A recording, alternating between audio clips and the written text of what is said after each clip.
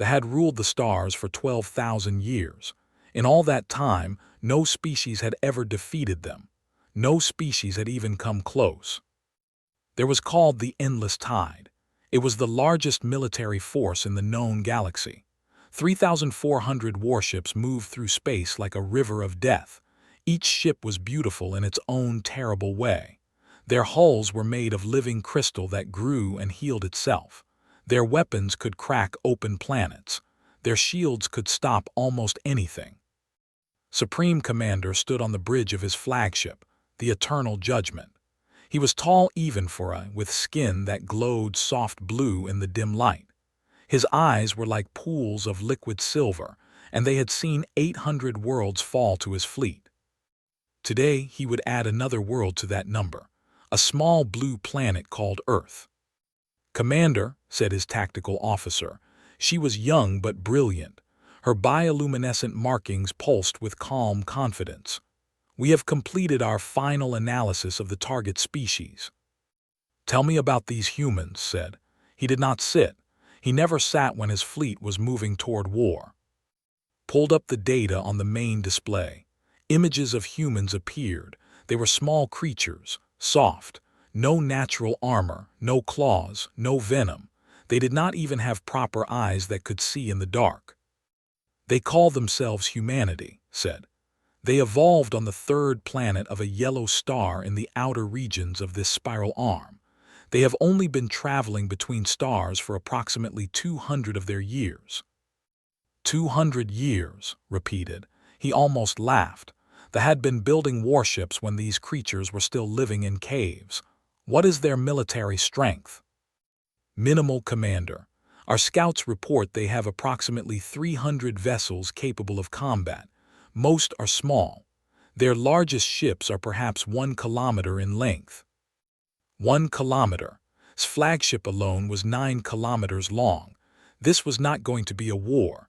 It was going to be a cleaning operation. "Any special abilities?" he asked. "Telepathy, energy manipulation, hive mind coordination?" "None detected, Commander. They appear to be baseline biological organisms. No special adaptations. They do show unusual stubbornness in their historical records. They fight among themselves constantly, but against a proper military force they will fold quickly." Nodded. He had heard this story many times before. Every species thought it was special. Every species thought it would be different. And every species learned the same hard lesson when the Endless Tide arrived. The Dominion had conquered 847 intelligent species. Some had been powerful. Some had possessed technologies that seemed like magic. But in the end, all of them had fallen. All of them now served the Dominion. Humanity would be number 848.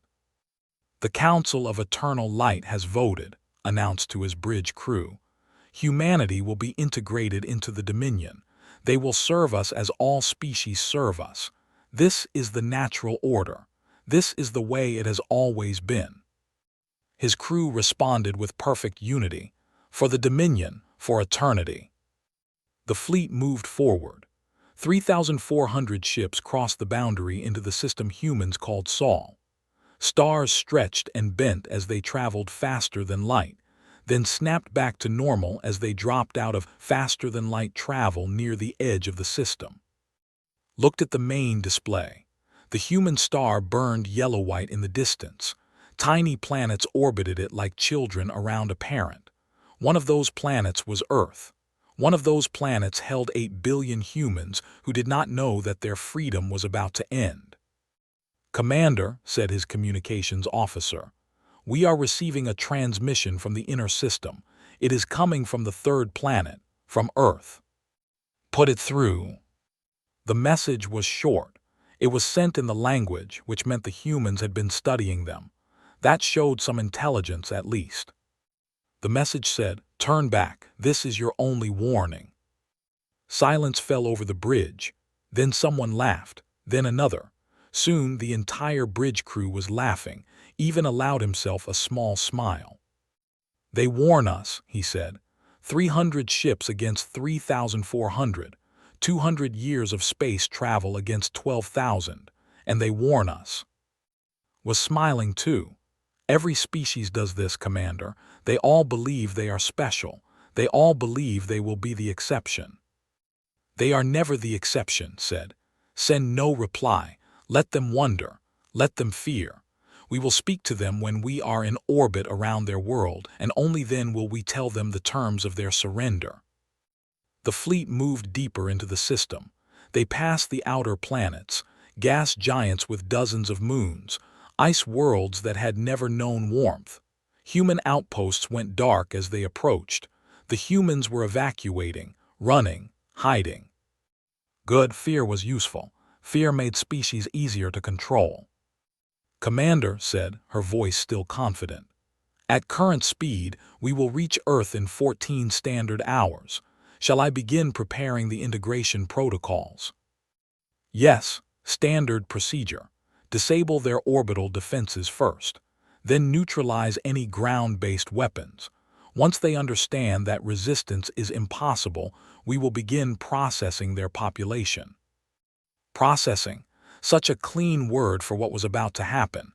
8 billion humans would be sorted. The useful ones would be put to work. The dangerous ones would be eliminated. The young ones would be educated properly, taught to serve the Dominion without question. In 3 generations, humans would not even remember freedom. They would be perfect servants, just like all the other species. Watch the stars slide past on the main display.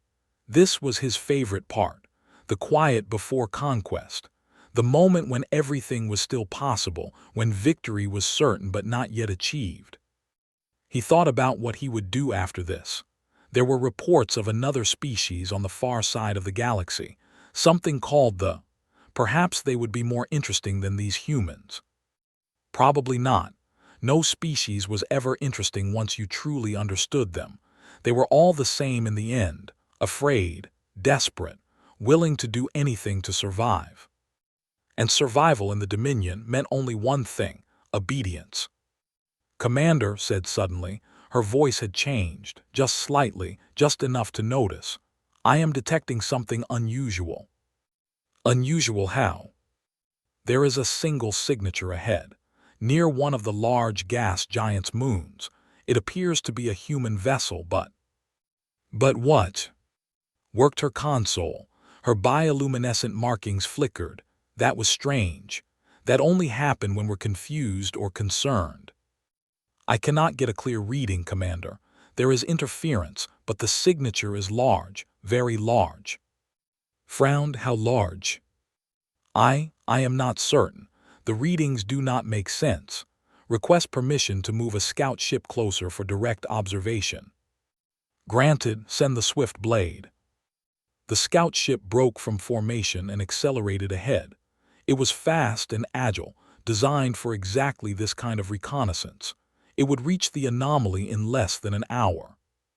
Settled in to wait. It was probably nothing. A mining station, perhaps, or a fuel depot. The humans had been in this system for a long time. They must have built many structures. But something nagged at him. Something he could not name. A feeling in his gut that he had not felt in many, many years. He ignored it. He was supreme commander of the endless tide. He had conquered 847 species. He did not feel fear. Fear was for the weak. Fear was for the conquered. Fear was for humanity. Not for him. Never for him. The scout ship's swift blade did not return. Stood on the bridge of the eternal judgment and stared at the empty space where his scout should have been. The ship had sent no distress signal. There had been no explosion. No weapons fire detected. It had simply stopped transmitting. What happened? He demanded. Worked her console with hands that were not quite steady. Unknown, Commander. One moment we had full contact with the swift blade. The next moment nothing. It is as if the ship simply ceased to exist. Ships do not cease to exist. No, Commander, they do not. The bridge fell silent. 3,399 ships waited for orders.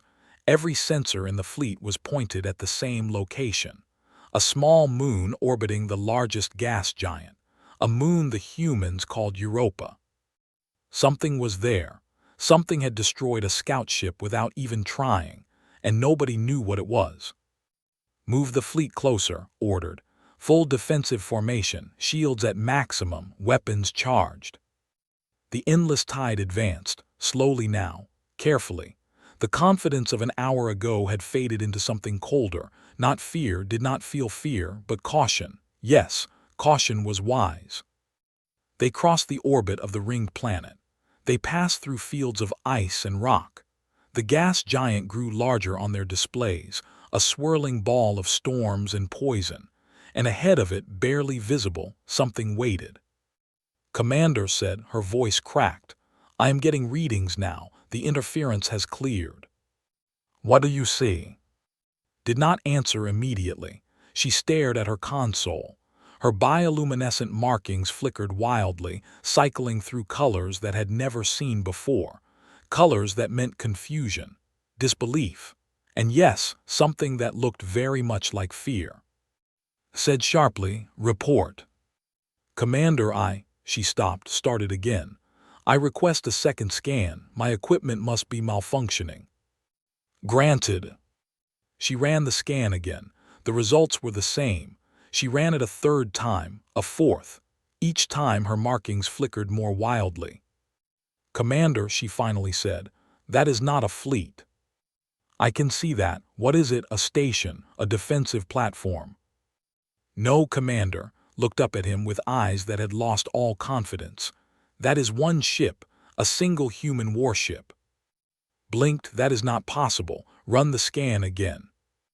"I have run it 7 times, Commander. The results are consistent. What we are looking at is one vessel, one human vessel." The main display shifted. The image enhanced. And Supreme Commander, who had conquered 847 species, felt his blood turn to ice. The human ship hung in space like a sleeping god. It was black, not the black of painted metal, but the black of empty space, of the void between stars. Its hull seemed to drink in light and give nothing back. The shape was wrong somehow. Angles that did not make sense. Surfaces that seemed to shift when you looked directly at them. And it was big. It was so big that his mind refused to accept what his eyes were telling him. His flagship, the Eternal Judgment, was 9 kilometers long. It was one of the largest warships in the Dominion. It had taken 50 years to build. The human ship was 47 kilometers long. "That cannot be correct," whispered. "It is correct, Commander. I have the measurements 17 times. 47 kilometers. A ship larger than some moons. A ship that made his entire fleet look like toys. A single ship just sitting there waiting." "What is it doing?" asked. "Nothing, Commander. It is not moving. Its weapons are not charged. Its shields are not raised. It is simply there. Watching us." "Yes, Commander, watching us." The fleet stopped. No one had given the order, but every ship in the endless tide came to a halt at the same moment. 3,400 vessels, representing the greatest military power in the galaxy, stopped moving and stared at a single human ship. Tried to think. He had been trained for every situation. He had war plans for every conceivable enemy, but he had no plan for this. He had never imagined that he would need a plan for this. "Scan it," he ordered. "I want to know everything. Hull composition, power signature, weapons systems, everything." Began her work. Other officers joined her. The entire bridge crew focused on the human ship, trying to understand what they were seeing. Time passed. Minutes felt like hours. The human ship did not move. It did not react. It simply waited, patient as death. "Commander," said at last. Her voice had gone flat, empty, like she had seen something that had broken a part of her mind. "I have completed my analysis." "Report." "The ship is designated UEN Prometheus. UEN stands for United Earth Navy. It is classified as a Titan-class patrol vessel." "Patrol vessel. repeated. The words made no sense. You did not build a 47-kilometer ship for patrol duty. Yes, Commander, patrol vessel. Continued reading from her display. Hull composition is an unknown alloy. Density exceeds theoretical limits. It should not be possible, but there it is. Power signature. Equivalent to a small star, Commander. Our sensors cannot get an exact reading. The numbers are too large. Weapon systems. Paused. When she spoke again, her voice was barely a whisper. 12,000 individual weapon batteries detected. This includes kinetic accelerators capable of firing projectiles at 30% of light speed, antimatter warhead launchers, plasma arrays larger than our cruisers, and something else. Something our computers cannot identify. They have labeled it as a spatial distortion array. We do not know what it does. We do not want to know what it does. Gripped the railing in front of him. His hands were shaking. That had never happened before, not in 500 years of war. Battle projection, he said. If we engage this vessel, what are our chances? Worked her console. The fleet's tactical computer, the most advanced artificial intelligence in the Dominion, processed the data and returned its verdict. Read the numbers. Then she read them again as if hoping they would change. Victory probability, 0%, Commander. The bridge fell silent. 0%. The computer was not being pessimistic. It was being precise. 3,400 warships against one human vessel, and they had 0 chance of winning. Survival probability, asked. 2.7%. This assumes we begin retreat immediately and sustain no damage during the withdrawal. 2.7%. Not even 3 ships in 100 would make it home. Stared at the human ship on his display. It had not moved. It had not even raised its shields. It was just sitting there, waiting for to make a decision. Commander said, there was more. Of course there was more. There is an additional concern. What concern? The humans have designated this vessel as a patrol ship. Our intelligence indicates this is accurate. This ship patrols the borders of human territory. It is not their primary warship. It is not their most advanced vessel. It is simply what they use for routine security. Routine security. This monster, this god killer, this thing that could destroy his entire fleet without breaking a sweat, and the humans used it for routine security. What did they use for actual war? Did not want to know. He did not want to think about it. He did not want to be here anymore. For the first time in 500 years, Supreme Commander felt fear. Real fear.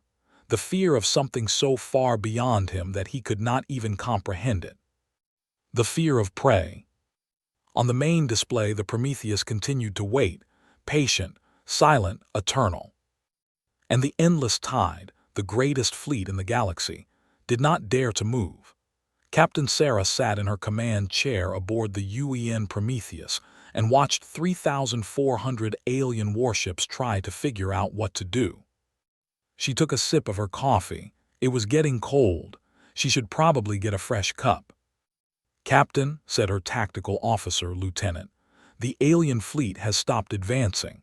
They are holding position at 50,000 kilometers. I noticed, Sarah said. Any weapons charge? Negative. They appear to be scanning us. Let them scan. They won't like what they find. Sarah had been captain of the Prometheus for 6 years. In that time, she had patrolled the border of human space twice. She had responded to 3 minor incidents. She had never fired her weapons in anger. The Prometheus was a deterrent. Its job was to exist, to be seen, and to make other species think very carefully before causing trouble. It was very good at its job. Contact from Earth Command, her communications officer reported. They want a status update. Tell them the situation is under control. The alien fleet is not advancing. We are monitoring. Yes, Captain. Sarah looked at the main display. The alien ships were beautiful in their own way. Crystal hulls that caught the light of distant stars, elegant curves and sharp angles. They looked like weapons designed by artists. But beauty did not win wars. Power won wars, and the Prometheus had more power in one of its secondary batteries than the entire alien fleet combined.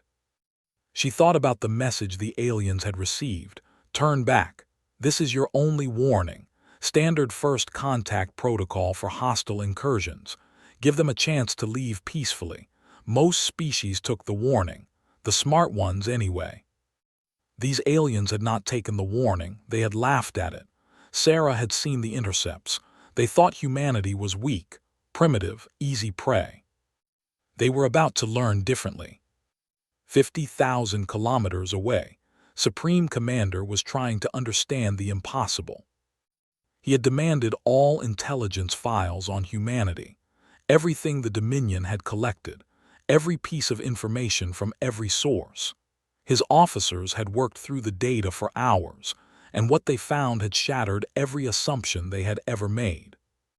Humanity was old, not as old as but older than most species.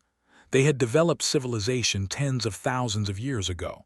They had built empires and watched them fall. They had created art and science and philosophy. And they had made war. Gods above, how they had made war. Read the reports with growing horror. Humanity had never known peace, not truly, not for their entire existence. They had fought each other constantly, endlessly, with every weapon they could imagine. Sticks and stones at first, then metal, then fire, then chemicals, then atoms. They had split the building blocks of reality itself and turned them into weapons.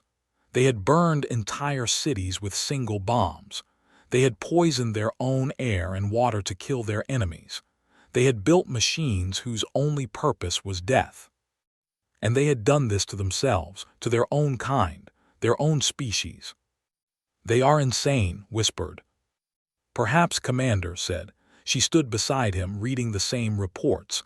Her voice was hollow. But their insanity has made them strong.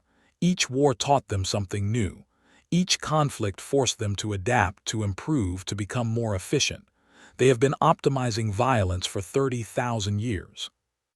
30,000 years of constant war. 30,000 years of killing and dying and learning. And now, finally, they had turned their attention to the stars. Kept reading. 60 years ago, humanity had made first contact with an alien species, a race called the had been aggressive, hostile. They had attacked human colony ships without warning. 200 warships had descended on Earth itself. For a moment, felt hope. Perhaps they had weakened humanity. Perhaps they had done some of the work already. Then he read what happened next. The attack had failed. Humanity's planetary defenses had destroyed 70 of the ships before they could reach orbit. Ground-based weapons had stopped the landing attempts. They had retreated, confident that they had established dominance. They were wrong. Humanity did not accept defeat. They did not negotiate. They did not make peace. They looked at thee and saw a threat that needed to be eliminated. Within 1 year, humans had developed faster-than-light travel. They had been working on the theory for decades, but the attack had given them motivation. They had poured every resource into the project. They had worked day and night. They had solved problems that should have taken centuries. And then they had used their new ships to find the. Read the final report. His hands trembled. The humans had not invaded. They had not conquered. They had not demanded surrender. They had simply erased them from existence. Orbital bombardment first. Kinetic strikes that cracked the planet's crust. Then antimatter weapons that burned away the atmosphere. Then something the report called solar focusing arrays that had boiled the oceans and melted the surface into glass. 100 million, an entire species, gone in 3 days. The humans had not stopped there. They had hunted down every colony, every outpost, every ship. They had found them all and they had destroyed them all. They were now extinct, completely and totally extinct. Not a single individual remained. Humanity had committed genocide on a galactic scale, And according to the reports, they did not feel guilty about it. They felt justified. The had attacked them. The had threatened their children, so the had died, all of them. Commander said quietly, "There is more." More. The Prometheus, the ship we are facing. Our records indicate it was built 5 years after the war ended. It was one of the first Titan-class vessels, a new design meant to ensure that no species would ever threaten Earth again. The first repeated. Yes, there are now 12 Titan-class vessels in the United Earth Navy. The Prometheus is the oldest and smallest.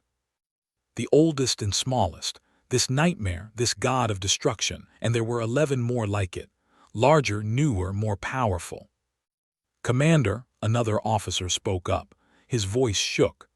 I have finished analyzing the human military structure. The Prometheus is classified as a border patrol vessel. It operates alone, without support. Its mission is simply to watch for threats and respond if necessary. Respond how? According to captured transmissions, if the Prometheus encounters a hostile force it cannot defeat alone, it is authorized to call for reinforcements. And if it can defeat the force alone, the officer swallowed. Then it does, alone, without help. The Prometheus has enough firepower to pacify a star system without support. Enough firepower to pacify a star system. One ship, one human ship, crewed by creatures so small and soft that they should have been prey for everyone. But they were not prey. They had never been prey.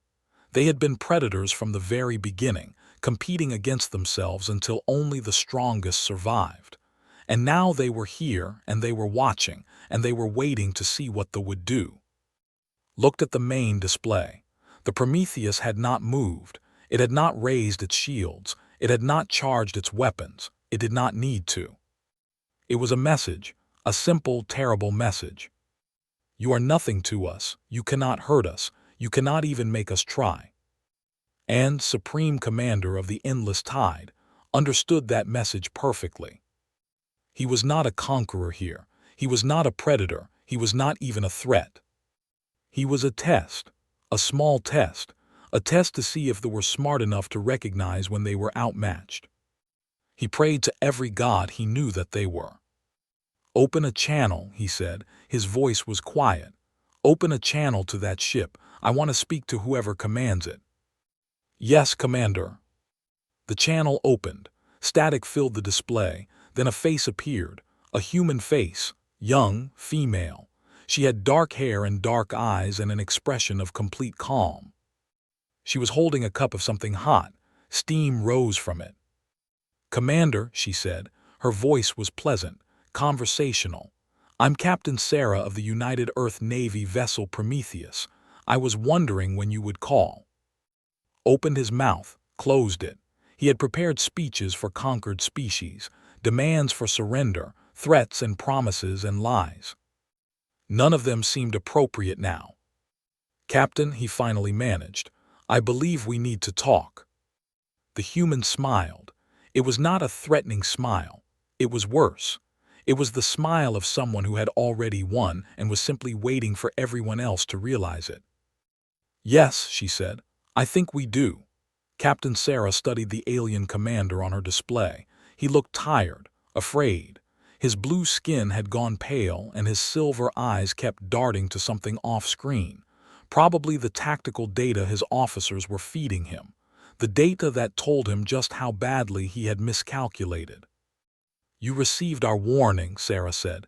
She kept her voice calm, professional. There was no need for anger. You came anyway. We did not understand, replied. His voice was rough, broken.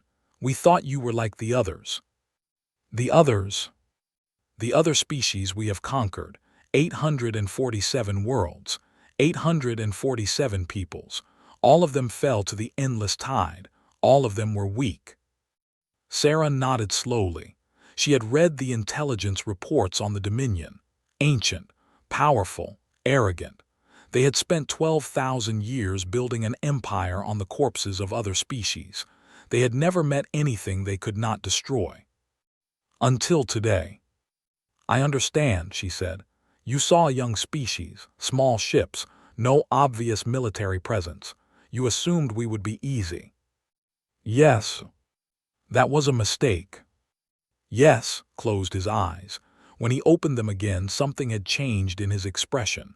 The fear was still there, but now there was something else. Something that looked almost like respect.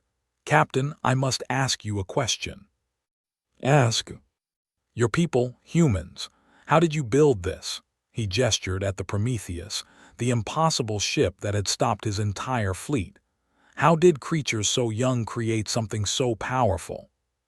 Sarah considered the question. It was a fair one. They had been traveling between stars when humanity was still learning to farm.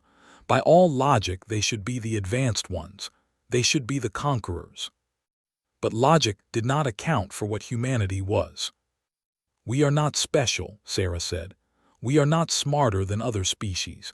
We are not faster or stronger. We do not have any natural gifts that others lack. Then how? We simply refuse to die. Sarah leaned back in her chair. Her coffee had gone cold, but she did not care. This was important. This was a moment that would shape relations between humanity and for generations to come. Let me tell you about my species, Commander. We evolved on a harsh world, hot in some places, cold in others, filled with predators and disease and natural disasters. Everything on our planet tried to kill us. The weather, the animals, the diseases, everything. Other species have faced similar challenges. Yes, but they adapted to their environment. They became part of it. They found their place in the ecosystem and they stayed there. Sarah shook her head. We did not. We refused. When the world tried to kill us, we killed it back. We hunted the predators to extinction. We tamed the land. We conquered the weather itself. And when we ran out of things to fight on our planet, you fought each other, finished. Yes, for 30,000 years we made war on ourselves. Nation against nation, tribe against tribe, brother against brother.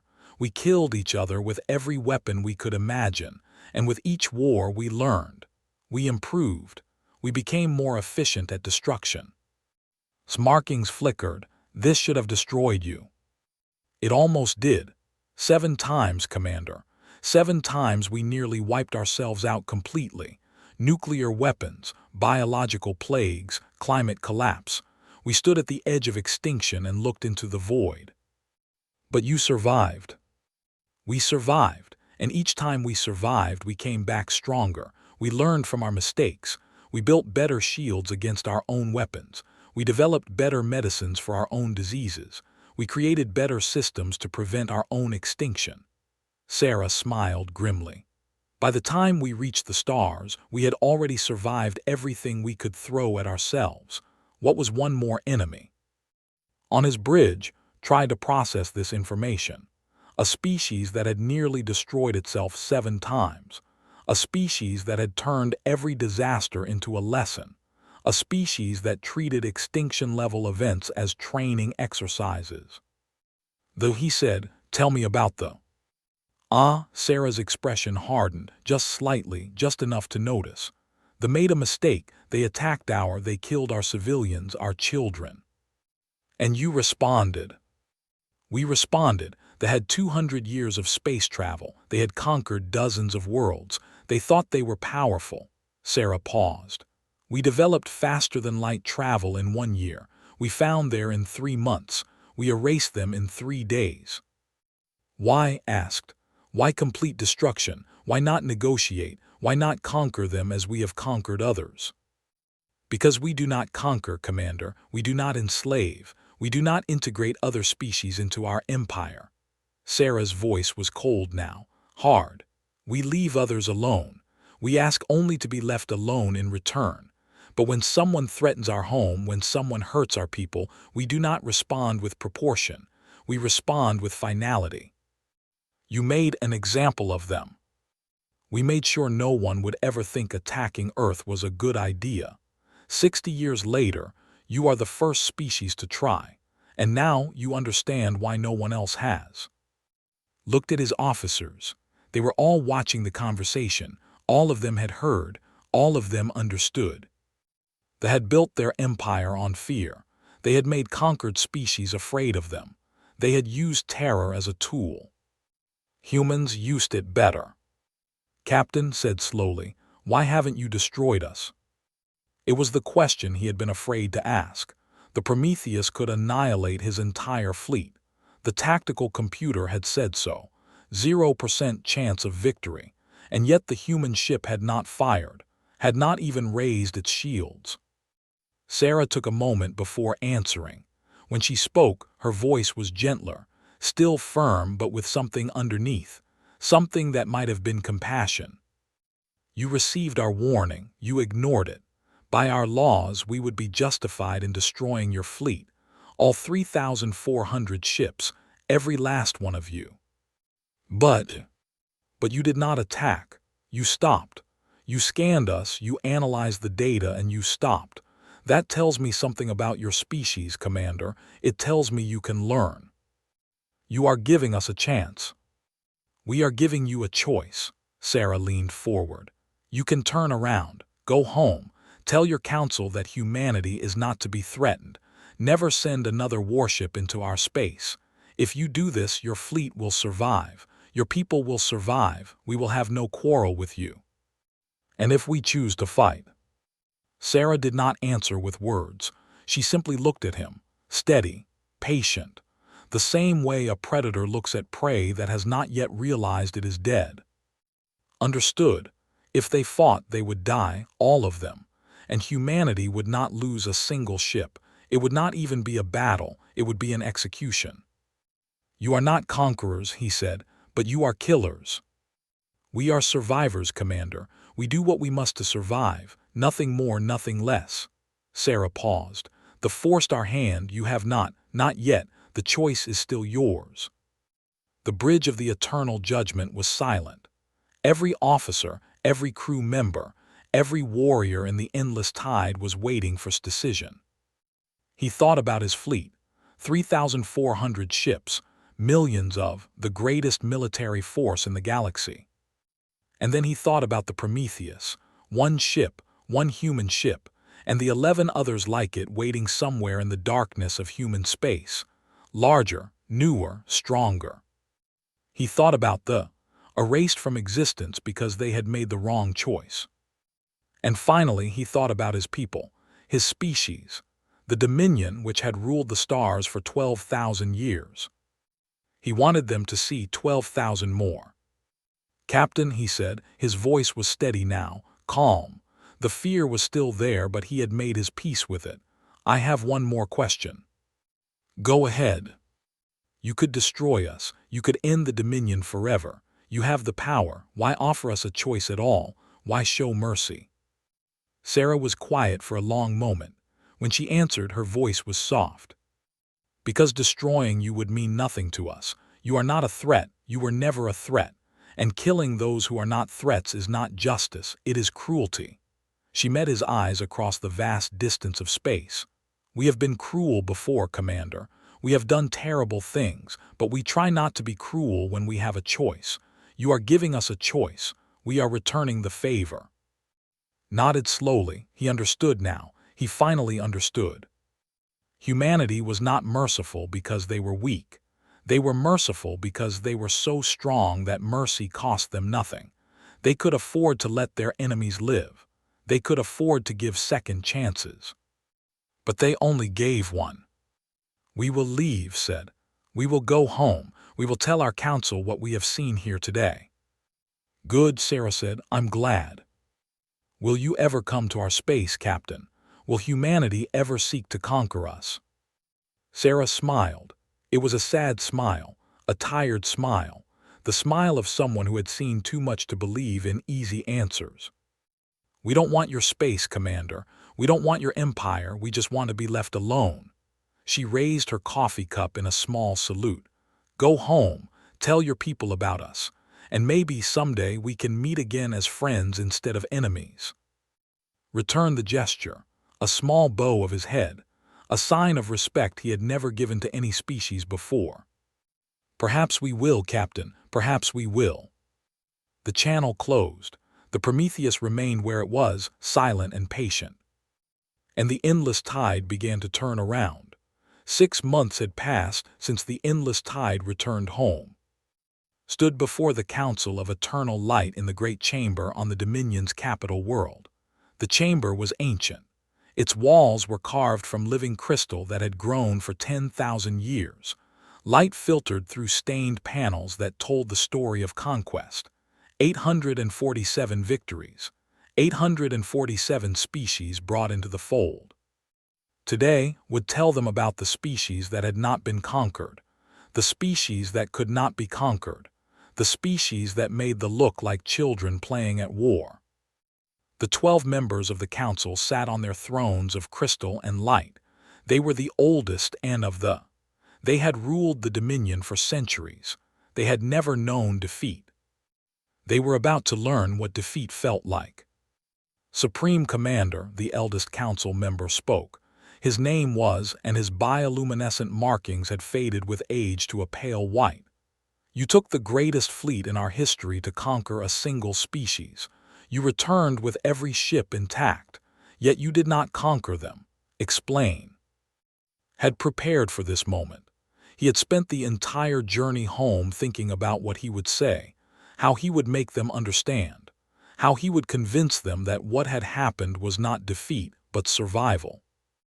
Honored Council, he began, I stand before you not as a failure, but as a messenger. What I witnessed in human space has changed everything I believed about our place in the galaxy. We have heard rumors, another council member said. Her name was, and she controlled the Dominion's intelligence networks. Reports of a human vessel of impossible size. Reports that you retreated without firing a single shot. The reports are accurate. Murmurs spread through the chamber. Council members exchanged glances. Some looked angry, others looked confused. None of them understood, not yet. You had 3,400 ships, said. The humans have never fielded more than 300. How could you justify retreat? Activated his personal display. Images appeared in the air above him. Images of the Prometheus. Images of its weapons. Images of the tactical analysis that had given his fleet zero chance of victory. This is a human warship, he said. It is called the Prometheus. It is 47 kilometers long. It carries 12,000 weapon systems. Its power signature is equivalent to a small star. The council stared at the images. Some leaned forward. Others leaned back as if trying to distance themselves from what they were seeing. That cannot be real, said. It is real. I saw it with my own eyes. I scanned it with our most advanced sensors. Every piece of data confirmed what I am telling you. Paused. And this ship, this monster, is classified by humans as a patrol vessel. A patrol vessel, repeated slowly. Yes, it is not their largest warship. It is not their strongest. It is simply what they use to guard their borders. They have 12 ships of this class, 12 that we know of, and they are building more. The chamber fell silent. The weight of what was saying began to settle on the council. They had always believed they were the greatest power in the galaxy. They had always believed no one could challenge them. They had been wrong. I ordered our tactical computers to calculate the probability of victory, continued, against one human warship, one ship against our entire fleet. The result was 0%, not unlikely, not improbable, 0. Our fleet would have been destroyed completely. Less than 3% of our ships would have survived to retreat. Then they are a threat, said. Her voice was hard, dangerous. If they can defeat our fleet, they will eventually attack us. We should strike first, build more ships, find their weaknesses. That is exactly what the tried. Brought up more images, images of a dead world, a world that had been burned and broken and melted into glass, a world where nothing lived, nothing remained. 60 years ago, a species called the attacked humanity. They had 200 warships. They thought they were strong. They thought they could intimidate the humans into surrender. Let the images speak for themselves. Humanity developed faster than light travel in 1 year. They found and they erased from existence every colony, every outpost, every individual. They are extinct because they made the same mistake we almost made. The council stared at the images of the dead world. Some of them had gone pale. Others had stopped blinking. All of them were beginning to understand. Humanity is not like us, said. They do not conquer, they do not enslave, they do not want our territory or our resources. They simply want to be left alone. But when they are threatened, when their home is attacked, they respond with total annihilation. They do not fight wars, they end species. Raised one hand, the chamber fell even more silent. If they are so powerful, the old council member said carefully, why are we still alive? Why did they let you leave? Because we did not attack. We stopped. We scanned their ship, we analyzed the data, and we chose not to fight. The human captain told me this was why she spared us. She said that our ability to recognize when we were outmatched showed that we could learn, bowed his head. She gave us a choice, honored counsel. She let us live because destroying us would have been too easy. We were not worthy of her attention. The words hurt to say. They hurt to hear. But they were true. They who had ruled the stars for 12,000 years had been judged and found insignificant. They had been allowed to live because their death would have meant nothing. What do you recommend? Asked. I recommend that we designate humanity as a protected species. Not a species we protect, but a species we do not provoke. We must never send another warship into their space. We must never threaten their people. We must leave them alone completely and hope they continue to leave us alone. That is surrender, said. No, surrender is what happens when you lose a fight. We did not fight. We chose not to fight because fighting would have meant extinction. Looked at each council member in turn. I have conquered 847 worlds. I have destroyed civilizations. I have burned planets. I know what victory looks like. And I know what defeat looks like. This was not defeat. This was survival. The council debated for hours. Some wanted to build new weapons. Some wanted to seek allies against humanity. Some wanted to pretend that nothing had happened and hope the humans never came for them. But in the end, they voted, and the vote was unanimous. Humanity was officially designated as a species of supreme concern. All vessels were forbidden from entering human space. All contact with humanity would go through diplomatic channels only. Any military action against humans was declared a crime against the Dominion itself. For the first time in 12,000 years, they admitted that they were not the strongest, that there was something in the galaxy they could not defeat, that their reign was not absolute. The news spread through the Dominion like fire through dry grass. Some refused to believe it. Others demanded proof. Others simply fell silent, trying to understand a universe where they were not supreme. And far away, in the darkness between stars, the UEN Prometheus continued its patrol. Captain Sarah sat in her command chair, reading reports from Earth Command. They had been quiet since their retreat. No incursions, no provocations, no threatening messages. It seemed they had learned their lesson. Good. Captain, her communications officer said. Message from the shipyards on Mars. They want to know if you have any requests for the Prometheus II. Sarah smiled. The new ship had been under construction for 3 years. It would be twice the size of the original Prometheus. More weapons, more power, more everything. Not because humanity wanted to conquer anyone, but because the universe was large and dark and full of things that might want to conquer humanity. And after 30,000 years of war, humans had learned one lesson above all others. It was better to be feared than to be threatened. Tell them I have a few ideas, Sarah said. I'll send them a list. Yes, Captain. Sarah looked out at the stars. Somewhere out there, they were rebuilding their understanding of the universe. Somewhere out there, other species were hearing the story of the endless tide and the single ship that had stopped it. Somewhere out there, civilizations were looking at humanity and deciding that maybe, just maybe, it was better to be friends than enemies. That was good. Humanity did not want to fight. They did not want to destroy. They just wanted to live their lives in peace. But if anyone forced their hand again, if anyone threatened Earth or her people, if anyone made the same mistake they had made, well, the Prometheus II would be ready soon. And this time, they were building it even bigger. Sarah finished her coffee and set the cup aside. Outside, the stars burned eternal, indifferent to the civilizations that lived and died among them. And humanity, the young species from the small blue world, kept watch over its borders. Not because they wanted war, but because they were very, very good at it. And the galaxy was finally beginning to understand that.